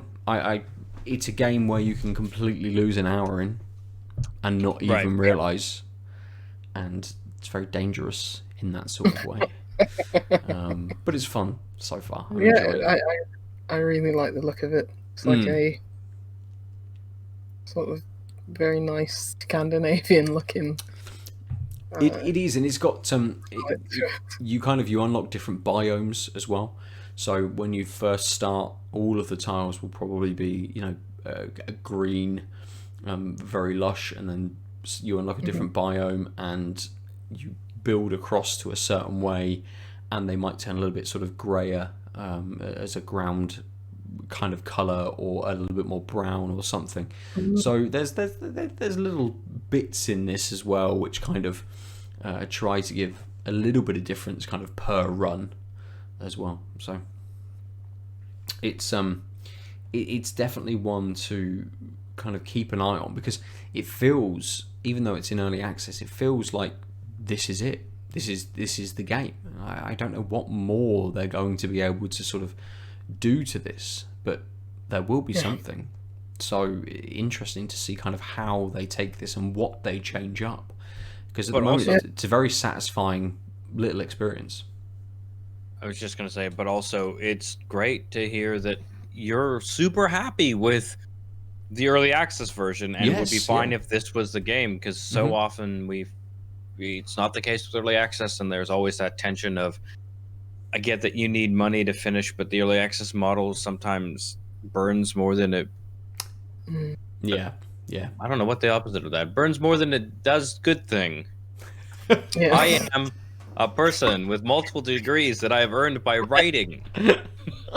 You know the synonyms and the antonyms and. But yeah, I mean, to be honest, like just the way you described it, and like a quick look at a couple of screenshots, I'm like, it's on sale right now, $6.79. I might just help that early access. Sounds great, especially when you're saying, like, I think the big thing is you're saying, I don't even know what they could do to make this more of a game. It's like, well, then it's literally only upsides, or like a really drastic upheaval that they do. Right? But like, other than this, like notion of just destroying everything for the post-alpha version, like it sounds good. Yeah, absolutely. And also, you're bad at it, apparently. Yeah, I'm not very good. Yeah. And you think, like, people, but it feels like the kind of game I should be good at. Spatial awareness, understanding how things fit together, all of that sort of stuff leans into my wheelhouse. I think it's the multiple runs is learning to balance the different loops and mechanics, right? Yes. Like, as you were saying, where there were gaps and things, it's like, oh, maybe awareness of the stack of things, playing it a much more slower paced, like thinking multi-moves ahead is probably a thing you could do. It is. You can only see 3 tiles. And so it's sort of tile 1 hovers here, and then tile 2 will be here, and then tile 3 will be sort of just here, and then the rest of it is right up, packed up against. So you can see the number of tiles you've got left. You can see maybe the next 3 tiles that you have to use. Pile of these crackers I really like, and it's making me hungry. Oh, Oh, I know exactly. I think I know which ones you mean that are like hexagonal or octagonal. Yeah. Kind of a little puffed, but not much. Bit wholemeal. Yeah. Yeah. But yeah, I love how it looks like it when you're on a plane and you look down and everything. Yes. Kind of. Oh, that is, Absolutely. yeah. Yeah. You get that like landscape, like slightly landscape, but kind of top-down view almost of it. And some of the screenshots you see on the store page show these huge expanses of these kinds of tiles. And I think this is, I don't know whether it's my issue, but I'll fill out a reasonable amount of tiles, and then I'll kind of have an arm that's gone off over here or an arm that's gone off over there, rather than filling out these kind of areas. Right. And it may just be the way that my mind is looking to kind of build on all of these certain things, rather than kind of building out as a big area. I'm kind of spreading instead, sort of thing. So it may be that I need to just shift how exactly how I'm kind of playing it to be in contention to the at least top 20,000 people. But so this is absolutely a game I'd just spam F12 in. I'd just take a screenshot of everything, rather than. But knowing that it's a puzzle game as well, that's just right up my alley. Yeah. Got that kind of like wooden block, like those tracks. Yes. I kind of look to it as well. I'm just looking at the screenshots, like the slideshow on Steam, and I'm just like, oh yeah. It's very pretty. It is very, very pretty. Good. So I mean, I may talk about it again in the future. I'll look to possibly do a little review of it, maybe more towards its release out of early access. But we'll see how this game develops. We'll see what they overwhelmingly positive right now. The reviews. Yeah. Good. Do you want to read us one, Lucy? Is there anything negative, or is it just good? I mean, there's almost 1,500 people who've reviewed it. Wow. Overwhelmingly positive. Nice. I am scrolling. I cannot find any negative reviews, even when I load. Let me read a little short one. Mm-hmm. Okay. A very nice and relaxing puzzle game. I think the game hits a nice touch of the randomness of, I never know how to say this board game, Carcassonne, in the way you kind of know what tiles there are in the game, but never sure exactly which one you'll get. Yes. So Carcassonne, another board game. Yeah. Equivalent. Yeah. That makes sense. It makes sense. The board game equivalent is right to make as well. It does definitely have that feel to it, which is very hard to do in video games. So most of the negative reviews are like, literally one is product refunded, 0.4 hours, boring.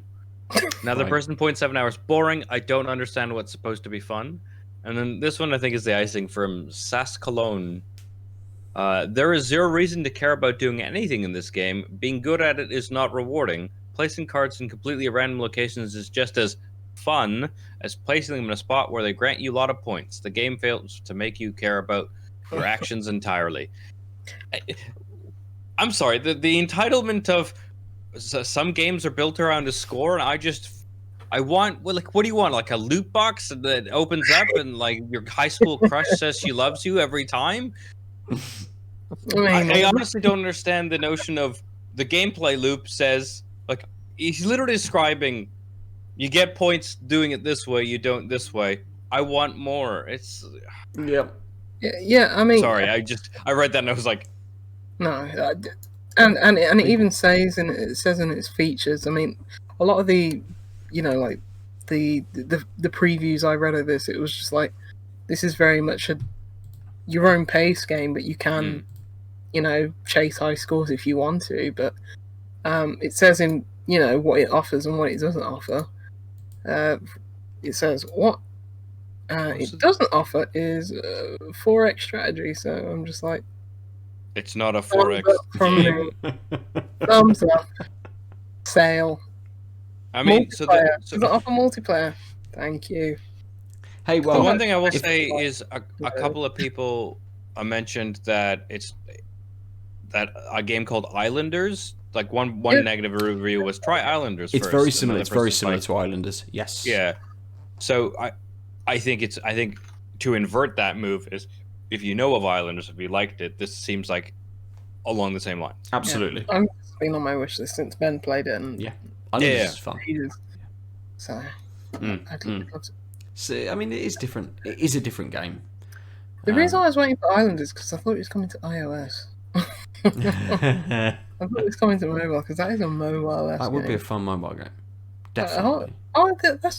This is lovely. Shall we end on a lovely note? I went on the Islanders page, and I own Islanders. When did I own Islanders?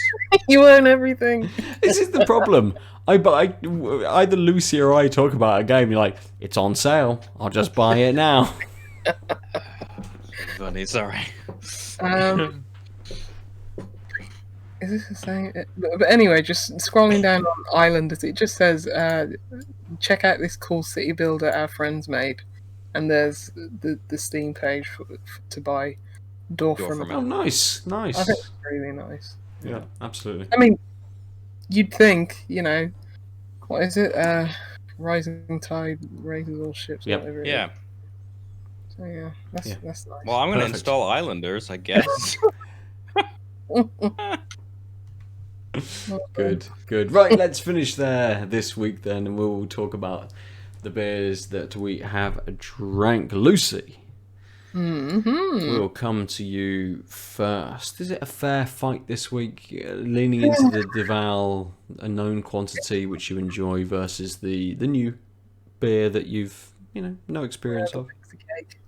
Yeah, I just think I'm not a fan of that chili. It just felt like, wasn't there a whole Chipotle craze where everything had Chipotle in it, like crisps, pizzas, everything? It just kind of reminds me of that, maybe. But not timely? Because that craze was many years ago now. Like... No, but maybe it's just PTSD from that. But I don't think it's a chili that I enjoy anyway, because I actually saw some this downstairs, and this was a few days before I even read that had Chipotle in it, and there was like some meat rub that had Chipotle in it that was bought for me specifically, and I just said meat rub. I thank you, Ben, because I was just like, boy, that's an awful term. Like, I get that I'm a vegetarian and so I just don't hear these terms anymore, but meat rub just like rubs me the wrong way. There's nothing that a carnivorous beast when you've got like raw meat and you just massaging it. Yeah. I mean, we're talking about meat rub, massaging the meat. I really do enjoy a good dry rub as well. I mean, you wouldn't think so, because dry rub sounds very unappealing in other contexts. I mean, all of that. But, I'm just gonna hold up the big D while we're talking about all of these things. Capped off. But yes, I'm not a fan of Chipotle. That's how we got here. Yeah, but I do think it's a decent beer. Even getting over my own prejudices against that, chili, that type of chili. It's a decently made beer. It's well balanced, but for me personally, I mean, it's a Duvel, and it's hard to get better than that, to be honest. With most that's beers, fair. That's absolutely fair. Like stood the test of time, etc. It has, and it's a really, really. It's one of those where it's like your rainy day, stranded on an island beer, where it's like you've got 3 seconds to tell Dale Winton what you want in your supermarket basket or whatever, and you just can't think of anything. You just say Duvel, and you'll be fine. That's fair. Yeah. Good. Aadil, we'll come to you then. Did you have a preference this week? I did. So I actually did some quick Googling, and Quebec Ipa, that's a new yeast that's all the rage on the craft beer circuit that I managed to miss. I just missed it being everywhere. So now I want to have more of that, because I suspect that subtlety and that little bit of interesting tartness is coming from it. I think you're maybe 6 months out of date. What? I think that was like about 6 months ago. When everyone made a thing? Yeah. Yeah, sometimes I miss the world. I mean, we all do, right? Yeah. Yeah. But yeah, so I liked the Witbier, but honestly, I liked that the creaminess offset the fact that it was kind of light in the 4.6%. As a Witbier, I kind of wanted it to be more bold, and while with this IPA, I found that it was more subtle. Like they both were like more reserved versions of their beer than you're used to, and I just felt like the IPA was doing enough that I didn't feel kind of like, oh, but, and there's like, oh, this is very interesting, and there's a bunch of things going on, and everything's stitched together well, and it's nuanced, it's subdued without being like flat. And versus so it's the IPA, because the Witbier just felt a little like more like a pulled punch. Sure. Versus just this is what I want, and it just happens not to be in my face. Yeah, that's fair. Nice. For me, it's a hard one. I think I'm going to pick the double heater. Okay. But I would have picked the Donzoko Graft had this have been maybe like the afternoon that we'd have been like recording in. I think the time of day absolutely affects which of these beers I preferred. Had it have been like the start of the day and I hadn't had any other beers and it was the middle of the afternoon, it was nice and sunny, nice and bright, nice and warm, that hit just right. And it's an absolutely perfect chill out in the garden beer. Or a little festival beer, something nice just to start your day off with if you're at a festival, just to start your little session out with. And it's only light of 4%. I know. They might appear again this year. Who knows? Who knows what's going to kind of happen? Well, we might know, following on from our episode next week, and our guest will see what's cracking there. Next week, everybody, we have a guest on, and we'll be on Wednesday as well. We'll be on Wednesday rather than Tuesday if you do tune into the live show. But for this week, the double heater from By the River Brew Co. Just picks it for me this week. I think it just had an absolute ton of stuff going on in there. Lovely. Where is the brew from? Sorry. Then they're right by Wylam. I think they're owned in part by Wylam as well. So it's not quite Newcastle. It's just outside Newcastle, I think. Okay. Somewhere around there ish. Middlesbrough, and they'll be. I mean, no, it's not quite. It's not that far away. It's not that far away. I want to say Gateshead, somewhere like that. Okay. In fact, it is Gateshead. Brewed and canned in the UK by the River Brew Co. Gateshead. There you go.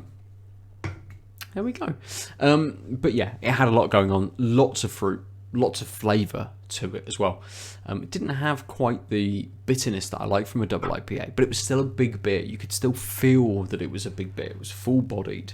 The Graft from Donzoko, very well made. Lots of lovely flavours going on. It was definitely an afternoon beer. I think I was a few hours too late to enjoy that to the max, and a few beers in, too many to get the maximum effect from Graft there as well. So the double heater wins it for me. If, listener, viewer, friend, you would like to get hold of us and chat to us about beers or about games, you can do so in lots of different ways. You can come to the Out of Lives Discord. We can ping you a link or send you some kind of invite to come to the Discord and chat to us on a regular basis. You can get all of us at Tanked Up Cast over on Twitter and on Instagram. Lucy is Juicy Loose 9 on most of the things. You are personified as a beer, almost. Aadil is at the Omniarch on pretty much all of the things, and I am at Nova_47 almost everywhere. Go to outoflives.net, stick around on our Twitch page to watch all of the other shows that we do. Aadil and I have been doing Geek Out Weekly for a few weeks now. We chatted about Justice League, Zack Snyder's Justice League, a couple of weeks ago, and have been talking recently about Falcon and the Winter Soldier, the new Marvel Disney Plus TV show. So check that show out as well, or find that in your podcast service of choice. And for Tanked Up, if you feel kind and you've got 5 minutes, go to your podcast service of choice, rate and review the show. It pushes us out to more people. It builds the conversation that we can have and the friends and the base that we can talk to about games and about beers as well. Stick with us next week. We have got a guest coming on. As I say, we'll be recording on the Wednesday, but it will drop on the Friday, as always, on those podcast services and on YouTube. So we'll start advertising that, I suppose, when I've got some time to do that in the next few days, I would imagine. Thank you very much for joining us. Lucy, Aadil, have either of you got any final words? They don't have to be wise. They can just be whatever you like. I do have some final words. Speaking of Snyders and Snyder cuts, if I had a superhuman or just superpower, it'd be maybe this is just to have infinite time. But I'd like to be able to just listen to all the podcasts, especially the ones that you lot do, because it's just like I would have no idea what you lot are talking about, but I'd love just to hear you talk about the Snyder Cut, but I do not have 4 hours. I mean, you could spend the hour listening to our opinions on the 4 hours. Yeah, that's what. Maybe I should do that. But also, it's fine. Like, no, I just wish I had infinite time to listen to all the podcasts. I know. Yeah. I went on another deleting binge. I had 8 gigabytes worth of podcasts on my phone. I was like, I wish I could listen to this, wish I could listen to this, wish I could listen to this. Oh, I found it so freeing when I unsubscribed from most of my podcasts a few, like 6 months ago, when I realized I listen to podcasts on commutes and I don't commute, so these are just stacking up.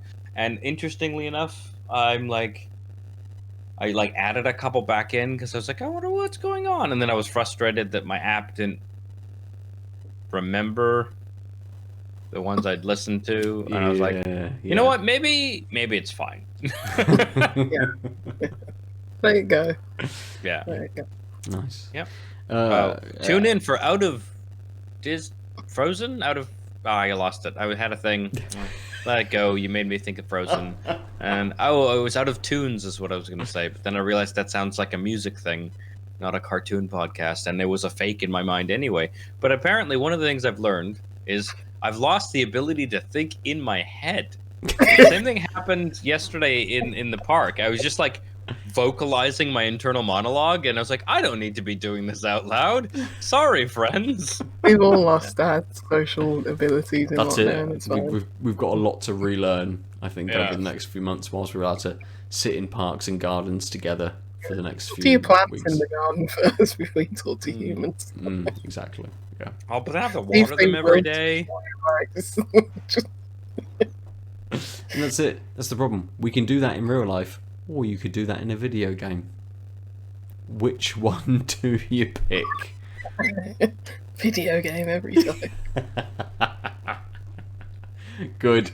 Right. It's a fantastic place for us to finish. We will catch you next week. Thank you for joining us. We'll speak to you soon. We have been Tanked Up. Bye-bye. See you next week for the guest special. Ooh. It's not Ciao. www.outoflives.net